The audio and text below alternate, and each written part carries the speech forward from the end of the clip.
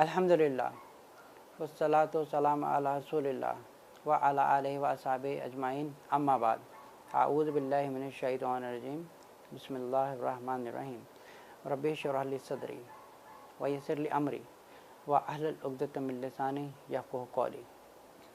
किसी बहन ने सवाल पूछा है कि दुआ करने का सही तरीका क्या है ताकि दुआ कबूल हो जाए। व नहमदुहु व नसल्ली अला रसूलिल करीम अम्मा बाद। देखिए, दुआ करने का कोई सही तरीका नहीं है, लेकिन इंसान सबसे पहले अपने गुनाह को ख़त्म करे। देखिए कि उसमें कोई ऐसा गुनाह है जो हो सकता है दुआ में रुकावट बन रहा हो, लेकिन दुआ करने का कोई सही तरीका नहीं है। और ज़्यादातर हम लोगों में ख़राबी ये है कि हम लोगों ने बचपन से जो दुआएं होती हैं या कुरान होता है या कुरान की आयतें होती हैं, हम लोगों ने रट्टे मार के याद किया होता है, लेकिन हम ये नहीं देखते कि उस दुआ का मतलब क्या है।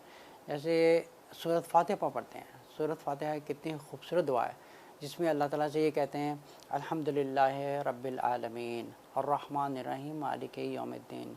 फिर हम कहते हैं इय्याका नअबुदु व इय्याका नस्तईन।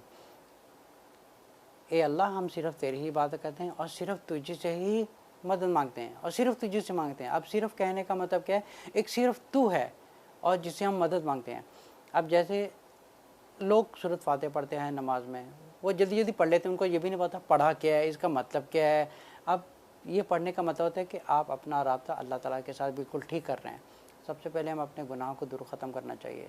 घर में जो नाजायज़ काम हो रहे हैं, इस्लाम के ख़िलाफ़ काम हो रहे हैं, या टीवी देख के जा रहे हैं, या कुछ भी गलत काम ऐसे रहे जो दुआ में रुकावट बन सकते हैं, दुआ करने का कोई सही तरीका नहीं है।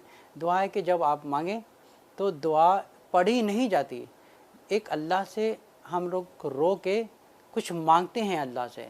अब ऐसा नहीं होता कि कोई चीज़ हम लोगों ने बचपन से रट्टा मारा हो, उसको जल्दी से हम लोगों ने अल्लाह के सामने पेश कर दिया कि भाई हमने ए अल्लाह ताला, हमने ये बचपन से याद किया हुआ है, हमने जल्दी से ये बोल दिया।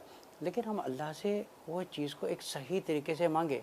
जैसे हज़रत आदम अलैहिस्सलाम ने दुआ की थी, रब्बना ज़लमना अनफुसना व इल्लम तग़फ़िर लना व तरहमना लनकुन्नन मिनल ख़ासिरीन। ए अल्लाह, इसी तरीके से अगर हम इसकी ट्रांसलेट करें तो हम एक सच्चे दिल से अल्लाह के आगे रोते हैं, ए अल्लाह, मैं अपनी जान पर जुल्म किया है, तो हमें माफ़ कर दे।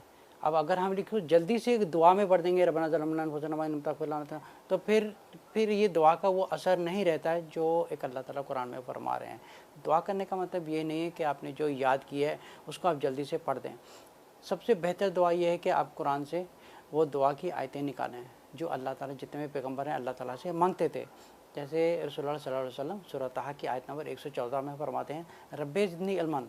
अल्लाह ताला अपने नबी से कह रहे हैं कि आप अल्लाह से दुआ कीजिए कि अल्लाह मुझे इल्म और बढ़ा, मेरा रब्बे ज़िदनी इल्मन, मेरा इल्म और बढ़ा।